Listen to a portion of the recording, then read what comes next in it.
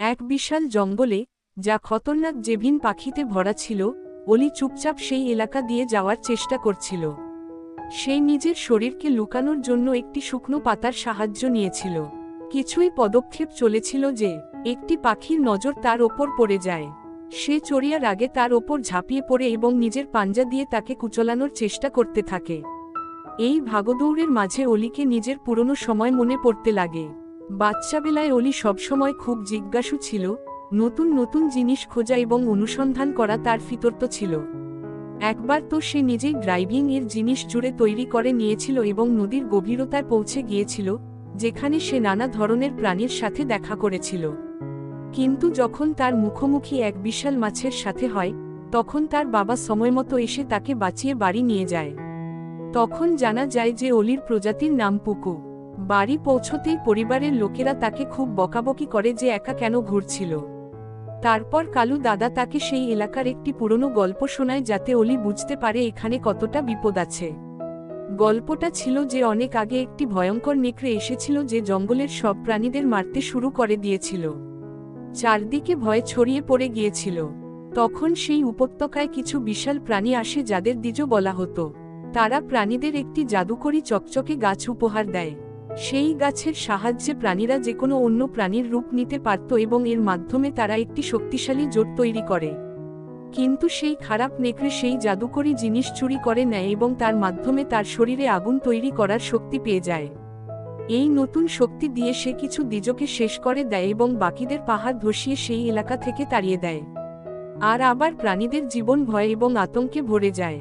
কিন্তু এই ভয়ঙ্কর গল্পের কোনো বিশেষ প্রভাব অলির ওপর পড়ে না।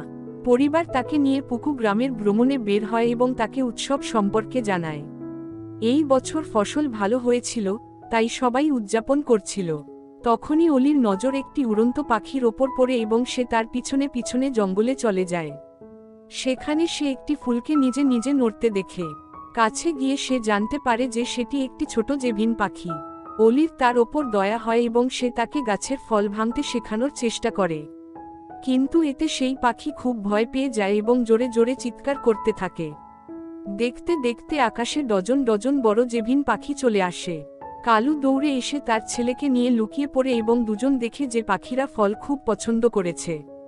এখন খাবার জমা করার চেষ্টায় সেই পাখিরা সব ফল তুলতে শুরু করে দেয়, এমনকি পুকুর ঝুড়ি থেকেও চুরি করে। অলি বুঝতে পারে যে তার জন্যই তার পুরো প্রজাতি অনাহারের মুখে পড়ে গেছে। এবং এই সব ভাবতে ভাবতেই সে আবার বর্তমান সময়ে ফিরে আসে, যেখানে সে রাগী পাখির হাত থেকে বাঁচতে দৌড়াচ্ছে। কোনোভাবে সে নিজের মায়ের কাছে পৌঁছে যায়, যেখানে মা বাবা বাকি পুকু লোকদের সাথে কথা বলছিল। কালু বলছিল যে যদি শীতের আগে ফল না মেলে তাহলে সবাই অনাহারে মারা যাবে। অলি খুব দুঃখী হয়ে যায় এবং নিজের ঘরে গিয়ে নিজের ড্রাইভিং মাস্ক ছুঁড়ে ফেলে। মাস্কের কাঁচ ভেঙে যায় এবং তার টুকরো থেকে আলোর প্রতিফলন তৈরি হতে থাকে। অলির মনে পড়ে যায় যে এই দিয়ে সেই পাখি ভয় পেয়ে পালিয়ে গিয়েছিল। সে কাচের টুকরো তুলে নেয় এবং উপত্যকার চূড়ায় উঠে আলো দিয়ে পাখিদের ভয় দেখাতে সফল হয়। কিন্তু তখনই একটি পাখি তাকে জোরে ধাক্কা দেয় এবং সে একটি মাকড়সার জালে ভরা গর্তে পড়ে যায় এবং সেখানে তার সামনে কিছু অদ্ভুত ছিল, সেই জাদুকরী চকচকে গাছ যার কথা তার দাদি বলেছিল। অলি তাকে ছুঁতে চাইছিল না, কিন্তু ভুল করে সে তার ওপর পড়ে যায় এবং সে সেই গাছ গিলে ফেলে। তারপরই অলির পুরো শরীর একটি জেভিন পাখিতে বদলে যায়। যখন সে গর্ত থেকে বের হল, তখন পরিবারের লোকেরা ভয় পেয়ে গেল। কিন্তু তার মা তার কণ্ঠস্বর চিনে ফেলল। তবুও বাকি পুকু তার ওপর আক্রমণ করতে লাগল। অলি পিছিয়ে যেতে যেতে একটি পাহাড় থেকে পড়ে গেল এবং পরের দিন তার জ্ঞান ফিরল। তার আশেপাশে কিছু হরিণ ছিল, যারা তাকে দেখে ভয় পেয়ে পালিয়ে গেল। কিছুক্ষণ পরে তিনটি জেভিন বোন এলো, যারা ভাবছিল যে তারা তাকে পুকুদের আক্রমণ থেকে বাঁচিয়েছে। কিন্তু অলি তাদের ওপর ভরসা করছিল না।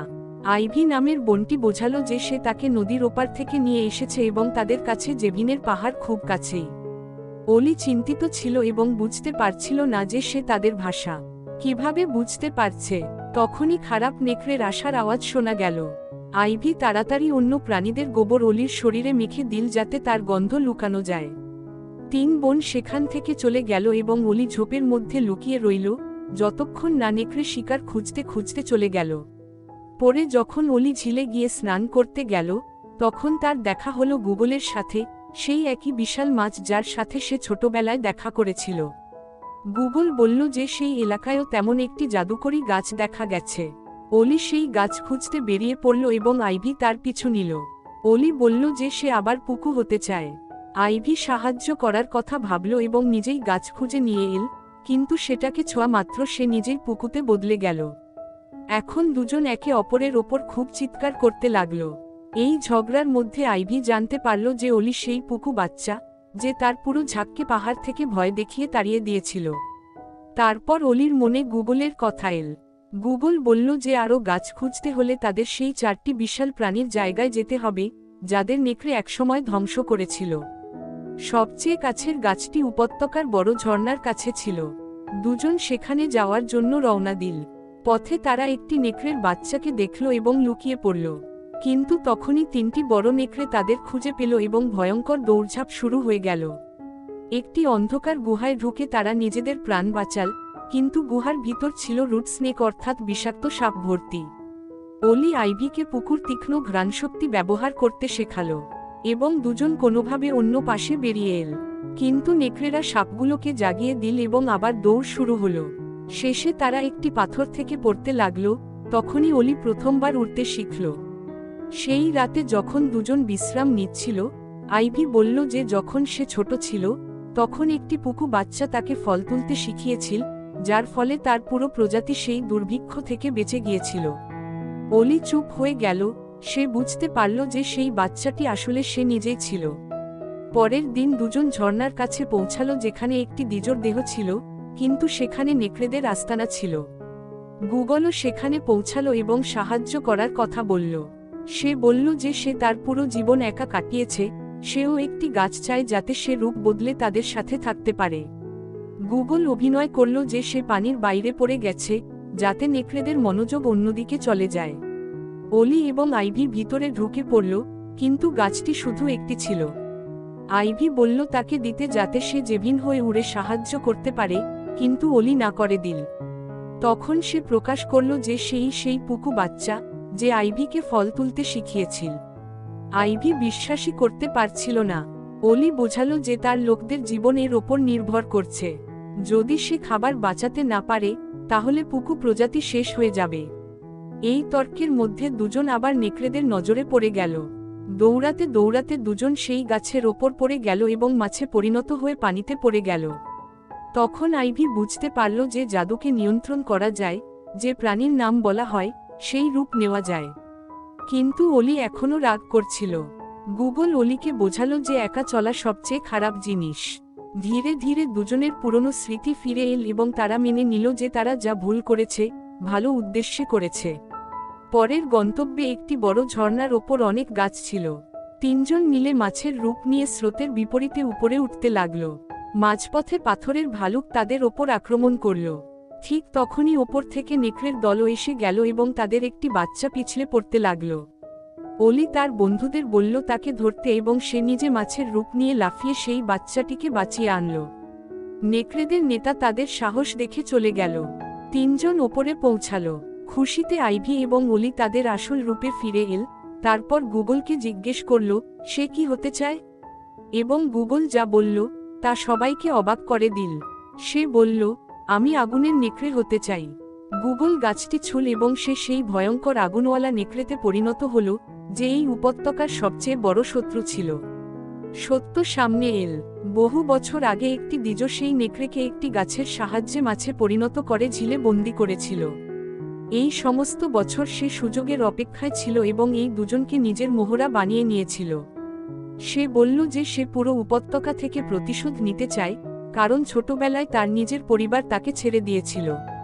আইভি গাছগুলোর দিকে উড়ে যাওয়ার চেষ্টা করল, কিন্তু নেকড়ে তাকে আছাড় মেরে ফেলল। তারপর সে সব গাছ জ্বালিয়ে দিল এবং সেখান থেকে চলে গেল। অলি আইভিকে সেখানে রেখে যায়নি, সে তাকে তুলে নিয়ে কোনোভাবে জেভিন পাহাড় পর্যন্ত পৌঁছাল। রাস্তা খুব কঠিন ছিল, কিন্তু সে থামেনি। সেখানে পাখিরা এত ছোট একটি প্রাণীকে এত বড় কাজ করতে দেখে অবাক হয়ে গেল। ক্লান্ত হয়ে অলি অজ্ঞান হয়ে গেল। জ্ঞান ফেরার পর তাকে বলা হলো যে আইভি চলে গেছে। অলি কাঁদতে লাগলো এবং তার ডানা জড়িয়ে ধরল। তখনই আইভি পিছন থেকে হেসে উঠল, সে শুধু খাবার আনতে গিয়েছিল। দুজন একসাথে জেভিন গ্রামের মধ্যে হাঁটছিল, তখনই আকাশে ছাইয়ের মেঘ ছেয়ে গেল, উপত্যকায় আগুন ছড়িয়ে পড়ছিল। আইভি তার বোনদের প্রস্তুত করল এবং পুরো জেভিন দল জঙ্গল থেকে প্রাণীদের বাঁচাতে শুরু করল। নদীর ধারে সবাই জড়ো হল, সামনে নেকড়েদের দল ছিল, কিন্তু তাদের নেতা মাথা নত করে বলল, তোমরা আমার বাচ্চাকে বাঁচিয়েছ। সবাই মিলে গাছের গুঁড়ি পানিতে ফেলে প্রাণীদের নদী পার করাল। পুকু উপত্যকায় পৌঁছানোর সাথে সাথে অলির তার মা বাবার সাথে দেখা হলো। ঠিক তখনই নেকড়ের বাচ্চা পানিতে ডুবতে লাগল। অলি এবং আইভি তাকে বাঁচাল। অলি তার বাবা কালুকে বলল, বাবা, এই নেকড়েকে হারাতে হলে আমাদের সবাইকে একসাথে আসতে হবে। কালু তার ছেলের কথা মেনে নিল এবং বাচ্চা নেকড়েটিকে সামলাতে লাগল। তখনই নদীর ওপার থেকে আগুনওয়ালা নেকড়ে সামনে এসে গেল। অলি সবাইকে পালাতে বলল এবং আইভির সাথে সেই গর্তের দিকে দৌড়াল যেখানে সে আগে গাছটি পেয়েছিল। সেখানে সে দ্বিজোর আত্মার কাছে অনুরোধ করল যেন সে শেষবার তাকে সাহায্য করে। কিছুক্ষণ পরে সেই বিশাল আত্মা একটি শেষ আলো দিল। অলি চোখ বন্ধ করে বলল, দ্বিজো। গর্ত থেকে একটি তীব্র আলো বের হলো এবং অলি একটি শক্তিশালী দ্বিজোতে পরিণত হয়ে বেরিয়ে এল। সেই নির্ভয়ে আগুনওয়ালা নেকড়ের দিকে এগিয়ে গেল।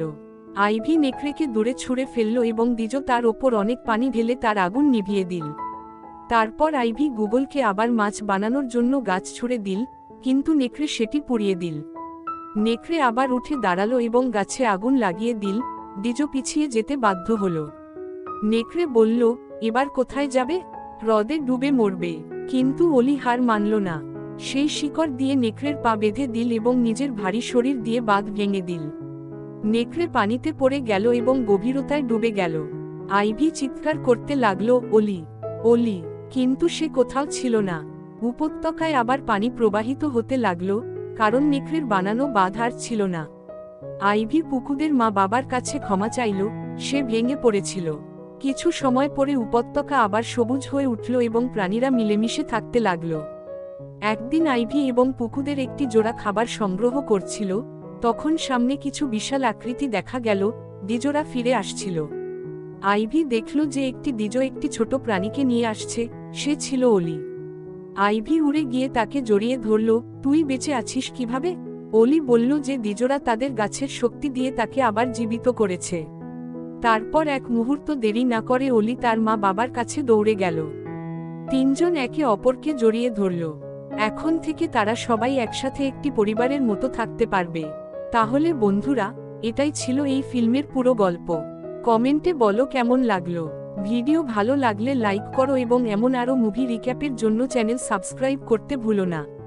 আবার দেখা হবে পরের বার।